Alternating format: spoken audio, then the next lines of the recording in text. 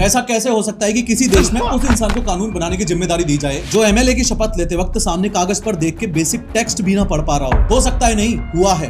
Welcome to India. हाल ही में बिहार असेंबली का एक नया सेशन शुरू हुआ जहां न्यूली इलेक्टेड एमएलए को शपथ लेनी थी। वहां जेडीयू की एमएलए विभा देवी जो नवादा सीट से जीती हैं, जब माइक पर शपथ लेने आई तो वो सिंपल हिंदी के वर्ड्स तक ढंग से नहीं पढ़ पाई। मैं विधानसभा के सदस्य निर्वाचित हुई हूँ।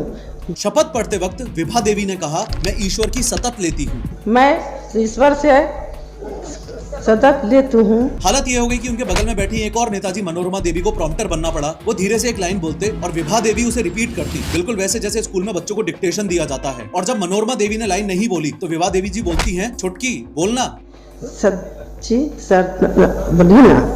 अब देखो, यूं तो हंसने की 100 बातें हैं, तुम इस पे मीम बना लो, मजाक उड़ा लो, कुछ भी करो, पर मैं चाहता हूं कि तुम इस बात की गंभीरता को भी समझो कि अपने देश में हर दूसरे नेता की यही हालत है। इस देश में एक चपरासी की नौकरी करने के लिए 10th पास होना जरूरी है, लेकिन पूरा स्टेट या देश चलाने के लिए पढ़ा लिखा होना जरूरी नहीं है। आज भी नेता अपने देश में चुनाव सिर्फ इस बात पर जीत जाते हैं कि वो कास्ट पॉलिटिक्स और दबंगई के दम पर कितने वोट्स इन्फ्लुएंस कर सकते हैं। ये नेता लोग जो मेरे लिए बजट और कानून डिसाइड करेंगे, अगर ये खुद की शपथ तक ढंग से नहीं पढ़ सकते तो मैं कैसे मान लूं कि ये कानून को ढंग से पढ़ पाएंगे, समझ पाएंगे और आम जनता के वेलफेयर को दिमाग में रखते हुए उसे इंप्लीमेंट कर पाएंगे। दिक्कत 10वीं या 12वीं पास होने की नहीं है, दिक्कत लैक ऑफ साइंटिफिक टेम्परामेंट और अनएजुकेटेड होने की है।